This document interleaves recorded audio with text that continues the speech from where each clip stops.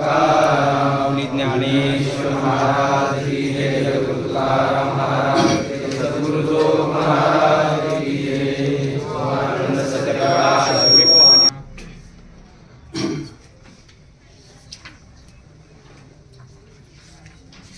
सच्चिदानंद रूपाय विश्वोत्पत्त्यादि Hathaway तापत्रय विनाशाय श्रीकृष्णाय वयं नमः। यं प्रव्रजन्तमनुपेतमपेत कृत्यं द्वैपायनो विरह कातर आजुहाव पुत्रेति तन्मयतया तरवोभिनेदुस्तं सर्वभूतहृदयं मुनिमानतोस्मि। भगवान संत सम्राट ज्ञानोबरायांच्या असीम अपूर्व अशा अनुकंपेने या ठिकाणी पवित्र सलीला इंद्रायणीच्या तटावर साक्षात संजीवन समाधीस्थ माऊलींच्या चरण कमलाजवळ स्वानंद सुख निवासी जोग महाराजांचं हे 100 वर्षापासून प्रवाहित असणारं एक विद्यापीठ सारस्वतीचं प्रांगण आणि त्या ठिकाणी साक्षात सच्चिदानंद स्वरूप असणाऱ्या श्रीगुरु बाबांच्या चरणी बसून आपण वेदांतामध्ये जे वेदांताचे जे धडे गिरवत आहोत, वेदांताचे सिद्धांत आपल्या बुद्धीवर आरूढ होऊन जेणेकरून आपल्याला निरंकुशा तृप्तीचा ढेकर यावा आणि जन्म आलो त्याचे आजी फळ झाले साचे अशा प्रकारचा आपल्याला आत्मविश्वासपूर्वक स्वानुभूती आपली व्हावी यासाठी आपण अत्यंत तरुण वयामध्ये की ज्या वयामध्ये मनुष्य शब्दस्पर्शादी ज्ञानादी कीर्ती याच्या पाठीमागे लागतो त्याच वेळेला आपण सर्व या भौतिक असणाऱ्या वैभवाला ऐश्वर्याला त्याच्याकडे पाठ करून परांगमुख होऊन या ठिकाणी गुरूंच्या चरण कमलाजवळ श्रुती युक्ती आणि अनुभूती यांच्या द्वारा आपलं परमार्थ तत्व जे आहे ते परमार्थ तत्वाचा आपला निश्चय व्हावा। बुद्धी निश्चय आत्मज्ञान ब्रह्मरूप भावी आपण ब्रह्मनिष्ठा राखे पूर्ण तत्परायण अहर्निशी असं म्हटलेलं आहे माऊलींनी। त्याप्रमाणे आपल्या बुद्धीचा मी ब्रह्म आहे, जगत मिथ्या आहे, ब्रह्म सत्य आहे आणि ते ब्रह्मरूप माझा आत्मा आहे अशा प्रकारचा बुद्धीचा निश्चय झाला की त्या पुरुषाला जीवनामध्ये इति कर्तव्यतेचा अभाव होऊन जातो। काहीही त्याला यासाठी करण्याचं अवशिष्ट राहत नाही आणि त्याचं फल म्हणून त्याचा हा शेवटचा जन्म असतो।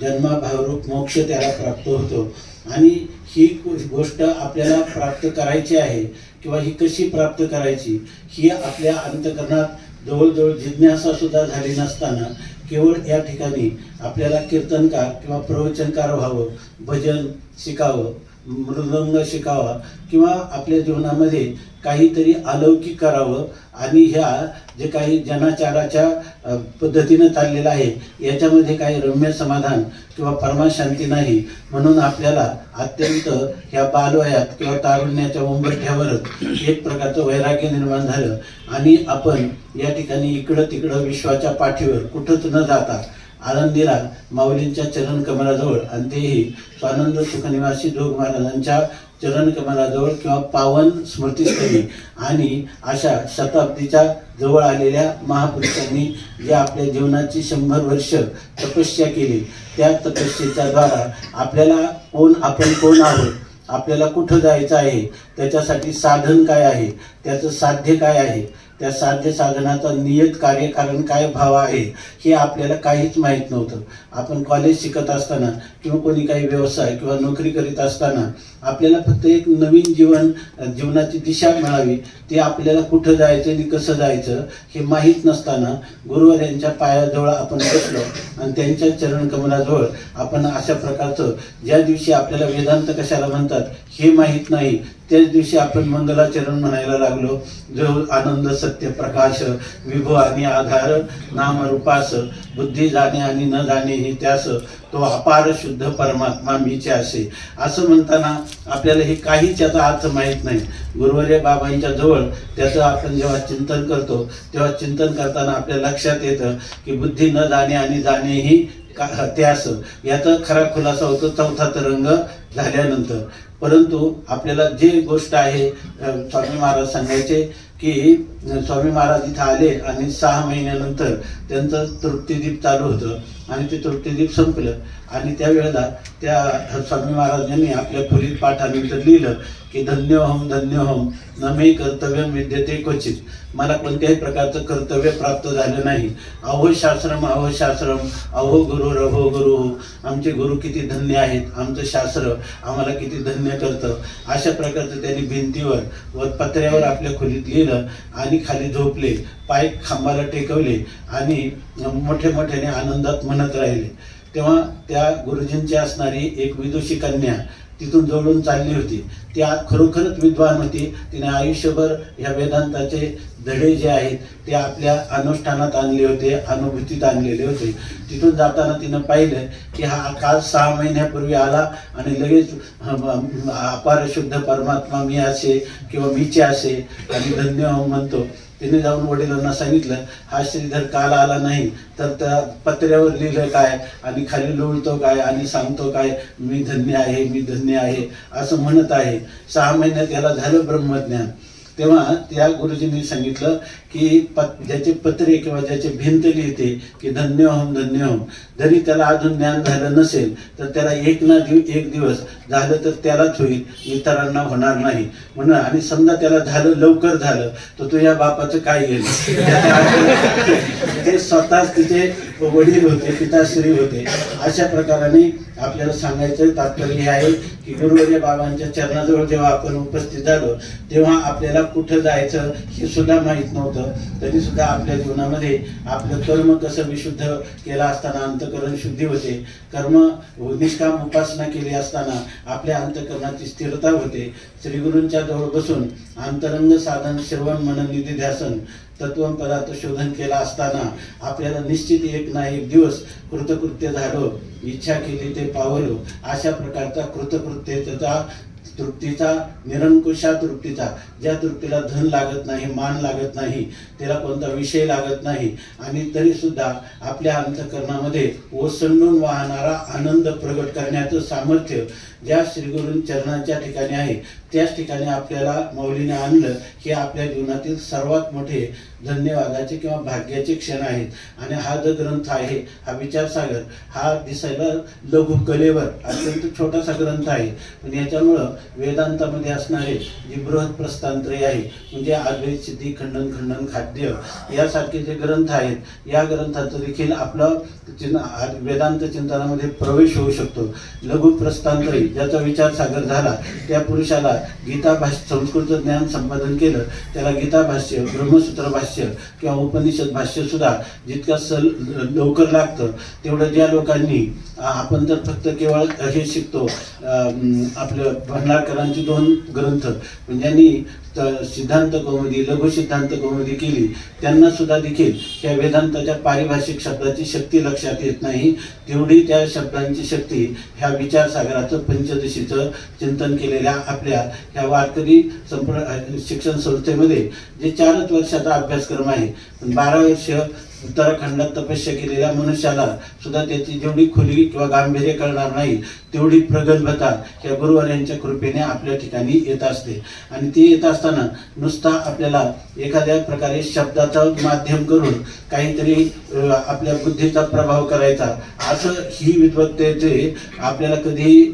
आपल्या अंतःकरणात इच्छा होत नाही. आपल्याला हे एकच वाटत राहतं काही ऐशी दशा येईल माझ्या अंगा चित्त पांडुरंगा झुरतसे किंवा काही ऐसे भाग्यला हाता होईन अवघे देखे जन ब्रह्मरूप मग तया सुखा अंत नाही पार आनंदे सागर हेलावती. ह्या खऱ्या निरसा सोली असणारा विशुद्ध स्वरूपातला आनंद तोच आपल्याला प्राप्त व्हावं हे आपल्याला गुरुवर्यांच्या चरणाजवळ बसण्याच्या प्रथम क्षणीच हे धडे आपल्या अंतःकरणात आपोआप संक्रमित होतात. ही एक प्रकारची हा एक प्रकारचा त्यांचा शक्तिपात आहे.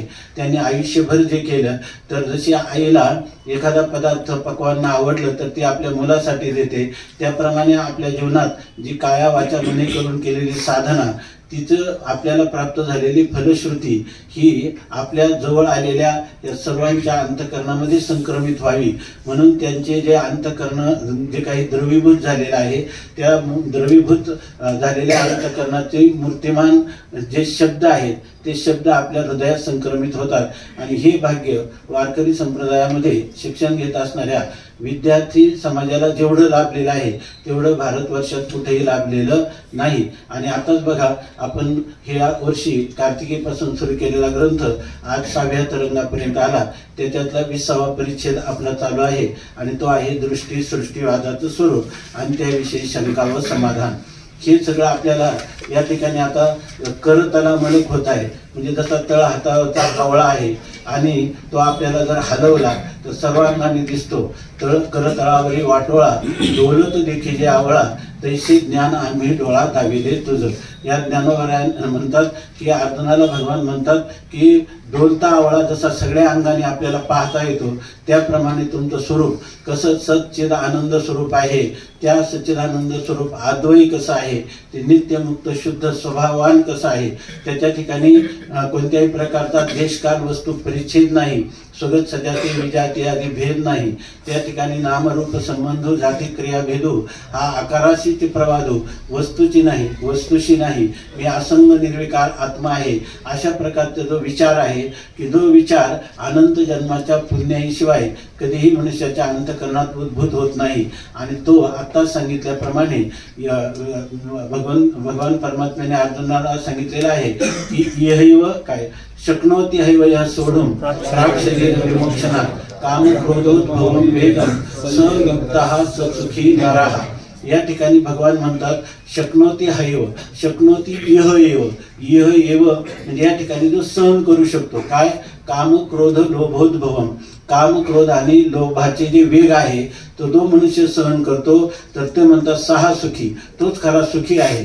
तोच खरा योगी आहे आणि तोच खरा नर म्हणजे पुरुष म्हणता येईल. आणि या ठिकाणी या वारकरी संस्थेच्या मांडवामधून जात असताना आपण तारुण्यामध्ये ऐन तारुण्यामध्ये अशा प्रकारचा यह शब्दाचा अर्थ मधुसूदन सरस्वतींनी आपल्या टीकेमध्ये यौवने एव असा अर्थ केलाय. म्हणजे तारुण्यामध्ये जो काम क्रोध लोभाचे वेग सहन करतो असाच पुरुष जो आहे तो ह्या वारकरी शिक्षण संस्थेच्या मंडपातून गुरुवर यांच्या चरण कमलाजवळ बसण्याचा आणि त्यांचं ज्ञानामृत ग्रहण करण्याचा अधिकार आहे. आणि तो अधिकार त्यांनी वास्तविक आपला हा खरा अधिकार नाही परंतु या ठिकाणी त्यांचं असणारं जे दयाघन किंवा अहेतुकी अशा प्रकारची दया मूर्तिमंत त्यांच्या रूपाने झाली म्हणून आपला त्यांनी अंगीकार केला आणि म्हणून हे धडे आपल्याला गिरवायला मिळत आहेत. वास्तविक जगातली सगळी तत्वज्ञान लोक शिकतील त्याच्यामध्ये PhD मिळवतील त्याच्यामध्ये कीर्ती किंवा रिसर्च संशोधन करतील पण आपल्याला खरं संशोधन जे आपल्या पूर्वसुरींनी करून ठेवलेलं आहे ते आहे विचारसागर हे धन पंचदशी हे धन ज्ञानेश्वरी. या संस्थेच्या आपल्या अभ्यासक्रमामध्ये आपल्या पूर्वसुरींनी फक्त 4 वर्षाचा अभ्यास ठेवला आणि 4च ग्रंथ खऱ्या अर्थाने जुजबी संस्कृत आणि त्याच्याबरोबर संपूर्ण गीता ज्ञानेश्वरी पंचदशी आणि विचारसागर असे ग्रंथ ठेवले की ज्याच्यामुळं जगामध्ये असणारं सर्व सनातन वैदिक परंपरेमध्ये असणारं तत्वज्ञान हे एकत्र केलेलं आहे. आणि ते जसं आईनं मुलाला लोण्याचा गोळा घालावा त्याप्रमाणे सर्व कष्ट करून गुरुवर्यांनी आपल्या जीवनामध्ये मिळवलेलं जे ज्ञान आहे किंवा जे ज्ञानधन आहे त्या ज्ञानधनामध्ये सर्वात शेवटचं जे चिंतन आहे ते आहे की न कश्चित जायते जीवा संभवश्य न विद्यते एतद उत्तमम सत्यम यत्र किंचित न जायते. जर मनुष्याने जीवनभर परमार्थ केला तर त्याला अजातवादामध्ये त्याची बुद्धी स्थिर झाली पाहिजे की ज्या ठिकाणी जीव ईश्वर जगत हे काहीच झालं नाही परंतु हे आपल्या बुद्धीवर सहसा आरूढ होत नाही. म्हणून त्याच्यासाठी हा सिद्धांत आपल्या बुद्धीवर बांधण्यासाठी वेदांताने 2 कक्षा सांगितलेल्या आहेत आणि त्या कक्षेमध्ये त्यांनी विवर्तवाद मानलेला आहे. आता आपला 4था 5वा तरंग झाल्यामुळं आपल्या ठिकाणी विवर्तवाद शब्दाची शक्ती आपल्याला लक्षात आलेली आहे परंतु त्याच्यामध्येही अधिकारानुरूप ज्याच्या ठिकाणी ज्याला आपण वैराग्य म्हणतो वैराग्याची पराकाष्ठा आहे तोच पुरुष ह्या अजातवादामध्ये रमतो आणि त्यांनी पूर्वी अनंत जन्माची तपस्या केलेली असते, तो कृतोपास्ती असतो आणि त्यामुळे त्याला कानावचनाची भेटी सरिसाची पै किरीटी वस्तू होणी उठी कवनू एक उधो असा तो पुरुष असतो. आणि दुसरा एक पुरुष असतो त्याच्या ठिकाणी थोडा अंधकार त्याच्या ठिकाणी थोडा अधिकार कमी पडतो आणि तो म्हणजे त्याच्या अंतःकरणात ईशत मल आणि विक्षेप असतात असं संस्कृत विचारसागरामध्ये सांगितलं की त्याच्यामध्ये अंतःकरणात अजून थोडेसे मल किंवा थोडंसं चिंताचं चांचल्य किंवा अंतःकरणात निषिद्ध कर्म करण्याची वासना यत्किंचित का होईना त्याच्या ठिकाणी असते. अशा वेळेला तो त्याला चौथ्या तरंगात परमात्म्याला तो ध्येय करू शकला नाही तरी पाचव्या तरंगामध्ये त्याला लय चिंतन सांगितलेलं आहे. त्या परमात्म्याचं ध्येय म्हणून जरी आपल्याला काही बुद्धिमांद्याधिकामुळं ज्ञान झालं नाही तरी आपण त्या परमात्म्याचं ध्यान करता करता किंवा उपनिषद प्रोक्त अशी जी उपासना आहे त्या उपासनेच्या द्वाराही आपल्याला परमात्म्याचा साक्षात्कार होऊन आपल्याला तत्वज्ञान होऊ शकतं अशा प्रकारचं सांगितलेलं आहे. तर हा पाचवा तरंग झाल्यानंतरही एक जो शिष्य आहे तर त्या शिष्यामध्ये त्याच्या अंतःकरणामध्ये अनेक प्रकारच्या शंका जाल आहे. वास्तविक शंका हा जो अधिकारी आहे चौथा तरंगाचा अधिकारी श्रेष्ठ सांगितलेला आहे, उत्तम अधिकारी असं त्याचं वर्णन केलेलं आहे. आता पाचव्या तरंगामध्ये जो अधिकारी त्याला मध्यम असं म्हटलेलं आहे आणि 6व्या तरंगातला जो अधिकारी आहे तो कनिष्ठ अधिकारी असं सांगितलेलं आहे. वास्तविक 6व्या तरंगातल्या त्याने केलेल्या शंका अशा वाटतात की ह्या अकाट्य आहेत आणि आता याचं खंडन होणार नाही, परंतु गुरु जे असतात तर ते सर्वांगाने परिपूर्ण असल्यामुळं आणि शिष्याविषयी अंतःकरणात असणाऱ्या कळवळ्यामुळं त्यांनी श्रुतीचे सिद्धांत युक्तीच्या माध्यमातून त्याच्या बुद्धीवर आरूढ करण्याचा आणि तशा प्रकारचा संशय विपर्य रहित ज्ञान त्याला देण्याचा प्रयत्न केलेला या तरंगामध्ये आहे. तेव्हा हा अजातवाद जेव्हा आपल्या बुद्धीवर आरूढ होत नाही तेव्हा त्याची एक कक्षा आहे, ती कक्षा आहे दृष्टी सृष्टीवादाची आणि दृष्टी सृष्टीवादाची. तर त्या दृष्टी सृष्टीवादाचं निरूपणाला आता आरंभ होत आहे. गुरुरे बाबा आपल्याला हे सगळं समजावूनच सांगणार आहे, परंतु हे शब्द जे आहेत तर ह्या शब्दामध्ये दृष्टी सृष्टी असा शब्द आहे, दृष्टी सृष्टीवाद असा शब्द आहे. तर दृष्टी म्हणजे ज्ञान आणि सृष्टी म्हणजे पदार्थ. तर खरा असा सिद्धांत आहे, हा सिद्धांत आपल्याला जगात कुठंच मिळणार नाही, वेदांत दर्शन सोडून कोणीच सांगणार नाही आणि हा सिद्धांत आपल्या बुद्धीवर आरूढ होत नाही तोपर्यंत आपल्याला खरं शाश्वत सुख किंवा अविनाशी समाधान कधी प्राप्त होणं शक्य नाही. या ठिकाणी प्रपंच एक झाला होता हे तो समूळ मिथ्या वार्ता पुढे होईल मागोता कदा कल्पांती घडेना. अशा ज्या वेळेला आपल्या अंतःकरणात दृढ निश्चय होईल त्यावेळेला आपल्या जीवनामध्ये आपलं वय काय आहे, आपली सांस्कृतिक स्थिती कशी आहे किंवा शारीरिक स्थिती कशी आहे यापेक्षा आपल्याला आपल्या जीवनामध्ये केवळ आनंदच आनंद आहे.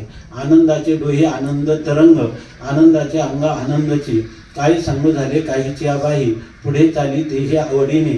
अशा प्रकारचा ह्या अजातवादामध्ये पर्यवसित होणारा आनंद हा आनंद दृष्टी सृष्टीवादातून सांगितला जातो. दृष्टी म्हणजे त्याच्यामध्ये ज्ञान आणि पदार्थ. आपण म्हणतो जगताची उत्पत्ती कशी झाली याविषयी आपण सांगतो की आत्मस्वरूपाचं अज्ञान आहे आणि त्या अज्ञानापासूनच ही सृष्टी उत्पन्न झालेली आहे. ते अज्ञान त्रिगुणात्मक आहे. मग त्याच्यापासून जगताची उत्पत्ती कशी होते हा विचार आपण करीतच आलेला आहे. पंचमहाभूताच्या उत्पत्तीपर्यंत प्रकृतीपासून ते प्रकृतीमध्ये 24 तत्व आहे आणि त्या 24 तत्वाचा प्रकृती विकार रूपाने हे 24 तत्व विस्ताराला प्राप्त होतात आणि त्याच्यानंतर असणारं जे पुरुष नावाचं तत्व आहे ते असंग निर्विकार आहे असं सांख्याचं तत्व अध्यारोपात घेऊन आपण ही सर्व कल्पना मांडत असतो. पण खऱ्या अर्थाने त्या आत्मस्वरूपाच्या ठिकाणी जगत उत्पन्नही झालं नाही, जगाचा लयही झाला नाही, जगत झालंच नाही अशा प्रकारचा सिद्धांत आहे. याचा अर्थ जेव्हा आपण रज्जूवर सर्प भासतो तेव्हा आपण म्हणतो की रज्जूवर सर्प भासला कसा, तर रज्जू स्वरूपाच्या अज्ञानामुळे भासला.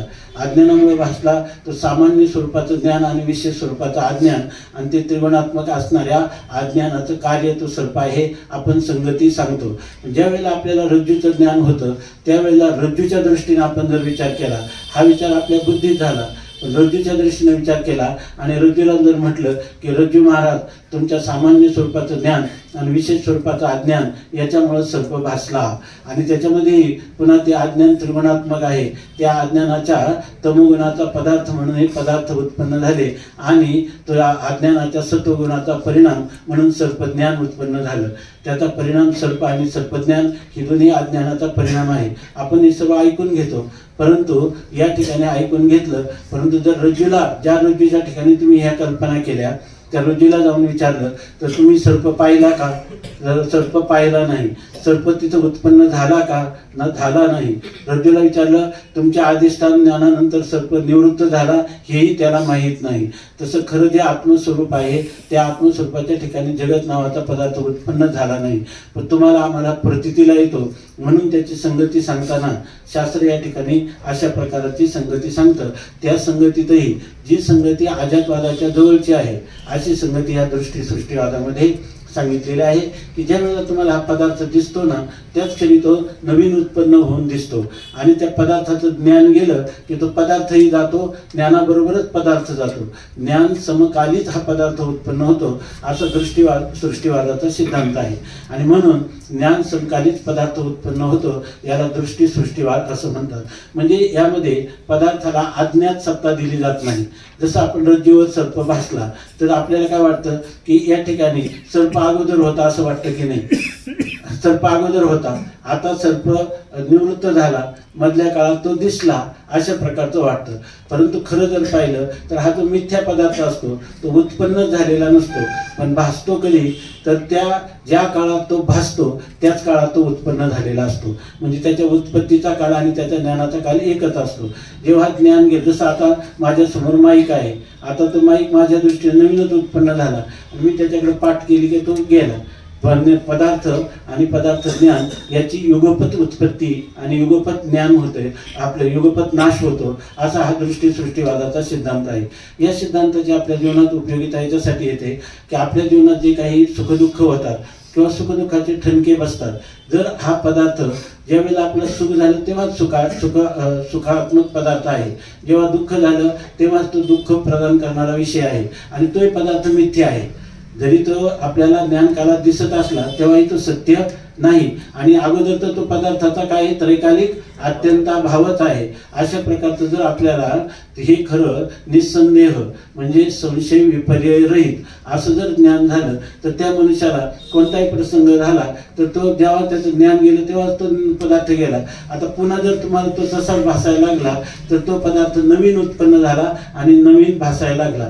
या ठिकाणी ज्ञाता ज्ञान आणि ज्ञेय, ध्याता ध्यान आणि ध्येय, कर्ता कर्म आणि करण ही सगळी त्रिपुटी जी आहे युगपत उत्पत्ती आणि युगपत नाश होतो असं जर म्हटलं तर त्याला कोणत्याही प्रकारचं सुखदुःखाचे ठणके बसत नाही.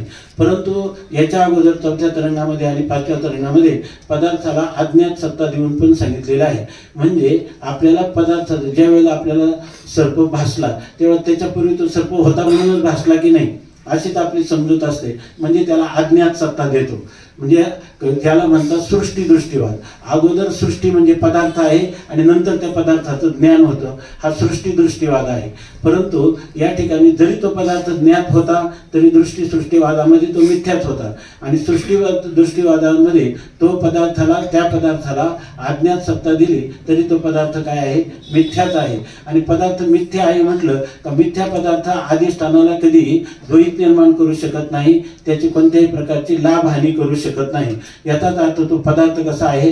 तुका म्हणे साहे, देव आहे तैसा आहे. तो पदार्थ जसाच्या तसाच आहे. म्हणून ह्या प्रकृती किंवा अज्ञानाचं कार्य म्हणून कितीही ह्या विश्व किंवा सृष्टी उत्पन्न झाल्या तरी त्या कार्यरूप जगताचा आणि त्याचं कारणरूप अज्ञानाने या ठिकाणी हा आत्मा जो आहे अस्पर्शित अचुंबित अशा प्रकारचा केवळ विशुद्ध स्वरूपात आहे आणि तो आत्मा मी आहे हे सांगण्यासाठी या दृष्टी सृष्टीवादाची प्रक्रिया आहे. आपल्या भगवत पूज्यपाद मधुसूदन सरस्वती यांनी एक ग्रंथ त्याच्यासाठी लिहिलेला आहे, सिद्धांत बिंदू नावाचा. आणि त्याच्यामध्ये ह्या दृष्टी सृष्टीवादाचं अनेक अंगाने विस्तारपूर्वक विवरण केलेलं आहे.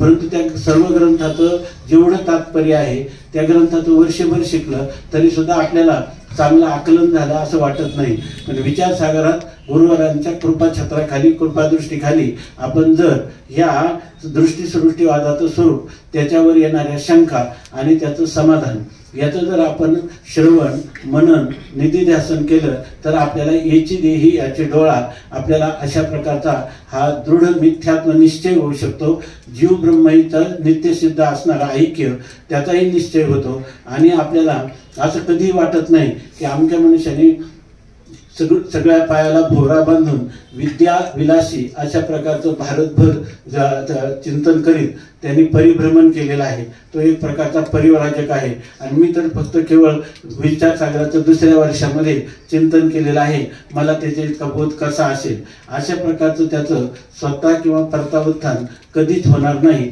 अशा प्रकारचा धडा इथं जोग महाराजांच्या कृपाचित्राखाली आपल्याला मिळत आहे. हे आपल्या जीवनाचे भाग्याचे क्षण आहे. काही जरी झालं तरी पदार्थ समकाली, ज्ञान समकाली त्या पदार्थाची उत्पत्ती आहे आणि ज्ञान गेलं की त्या पदार्थाचीही निवृत्ती आहे. आणि असं जर वाटलं तर आणि ते तो पदार्थ मिथ्या आहे म्हणजे आपल्याला तो पदार्थ प्रतीतीला येवो किंवा न येवो त्याचा त्रैकालिक अत्यंताभाव आपल्या स्वरूपाच्या ठिकाणी आहे. आणि ही गोष्ट आता तर्कशुद्ध पद्धतीने सांगण्यासाठी या ठिकाणी हा 6वा तरंग प्रवृत्त झालेला आहे. त्याचा हा आपला 20वा परिच्छेद आहे. खरं जर पाहायला गेलं तर या ठिकाणी हा जो दृष्टीसृष्टीवाद आहे त्याचं स्वरूप आपण चांगलं लक्षात घेणं आवश्यक आहे. त्यामध्ये एक शिष्याने एक शंका केलेली आणि त्या शंकेपासून पुढे याचं उत्तर दिलेलं आहे. त्या परिच्छेदाच्या आधी एक शंका केलेली आहे शिष्याने. सृष्टी उत्पन्न होण्यात जर मुळीच क्रम नाही तर विरुद्ध क्रमाने लय चिंतनार्थ सृष्टीचा क्रम सांगितला आहे असे कसे म्हणता येईल आणि साधकाने तरी मुळीच नसलेल्या पदार्थाचे चिंतन किंवा ध्यान करावे कसे, असं प्रश्न विचारलेला आहे. त्याच्यामध्ये काय सांगितलं यांनी की ज्या मनुष्याला 5व्या तरंगामध्ये लय चिंतन सांगितलं आणि असं सांगितलं की ही सृष्टी क्रमाने उत्पन्न होते. ते क्रमाने उत्पन्न होत असताना त्यांनी प्रकृतीचा क्रम सांगितलेला आहे आणि परमात्म्यापासूनही क्रम सांगितलेला आहे. काय ब्रह्मापासून पहिल्यांदा आकाश उत्पन्न होतं असं सांगितलं आणि त्या आकाशाच्या पासून आपल्याला वायू, त्याने अग्नी, त्याच्यापासून जल आणि पृथ्वी ही पंचमहाभूत उत्पन्न होतात अशा प्रकारचा क्रम सांगितला. किंवा प्रकृतीपासून प्रकृतीर महान तत्व अहंकारः तस्मात् गणश्च षोडशकः तस्मादपि षोडशकात पंचभ्य पंचभूतानी. त्या पंचभूतांचा असाही क्रम सांगून ठेवलेला आहे की नैयायिकाधिकांनी परमाणूपासून ही सृष्टी उत्पन्न होते असंही सांगितलेलं आहे. किंवा काही ठिकाणी ईश्वर ह्या सृष्टीचा कर्ता आहे असं सांगितलेलं आहे. काही ठिकाणी ब्रह्म जन्माद्यस्य यतः किंवा येतो इमानी भूतानी जायन्ते, याच्यामध्ये हे ब्रह्मस्वरूप हे ह्या सर्वांचं आद्य कारण आहे असंही या ठिकाणी सांगितलेलं आहे. त्या सर्व प्रकारच्या प्रक्रिया आपल्यासमोर सांगून ठेवलेल्या आहेत. तेव्हा त्याचा एक क्रम शास्त्राने सांगितलेला आहे याच्यामधून की आपल्याला पहिल्यांदा ह्या परमात्म्यापासून काय आकाश उत्पन्न होतं असं सांगितलं आणि त्या आकाशापासून पुढची सृष्टी उत्पन्न होते हा क्रम सांगितला. आणि हा क्रम सांगितला आणि पुन्हा नंतर सांगितला हा क्रम जो आहे तो सगळा मिथ्या आहे. आणि पुढे जाऊन सांगितलं मिथ्या आहे म्हणजे याला अज्ञात सत्ता नाही तरी ज्ञात सत्ताच आहे. जेव्हा आपल्याला दिसतो तेवढाच आहे, जेव्हा आपल्याला दिसत नाही तेव्हा तो पदार्थ नसतोच मुळी. अशा प्रकारचा हा सिद्धांत आहे. तेव्हा या सिद्धांतामध्ये असं सांगितल्यानंतर शिष्याला एक शंका झाली. तो म्हणतो की तुम्ही तर पाठीमागे सांगितलं आपल्याला ब्रह्मस्वरूपापर्यंत जायचं असेल तर ते एक प्रकारचं आपल्याला व्युत्क्रमाने चिंतन केलं पाहिजे.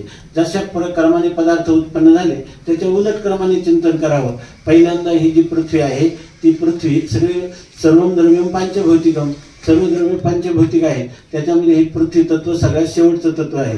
त्या पृथ्वीचा आपण जलामध्ये लय करावा, जलाचा अग्नीमध्ये, अग्नीचा वायूमध्ये, वायूचा आकाशामध्ये, आकाशाचा मायेमध्ये आणि मायेचा ब्रह्मामध्ये लय करावा. आणि असं करताना तुम्हाला ब्रह्मस्वरूपाचं ध्यान करता करता तुम्ही चिंतने तद्रूपता असाही वेदांताचा सिद्धांत सांगितलेला आहे. परंतु शिष्याला शंका आली, तुम्ही आता तर असं म्हणता की पदार्थांमध्ये क्रम वगैरे काही नाही. स्वप्नामध्ये जो काही आजोबा, वडील आणि नातू 3 दिसतात तर त्याच्यामध्ये आपल्याला क्रम आहे की नाही. क्रम आहे की त्याच्यामध्ये नातू हा 3ऱ्या क्रमांकावर आहे, वडील 2 क्रमांकावर आहेत आणि सर्वात आधी कोण आहेत, आजोबा आहेत.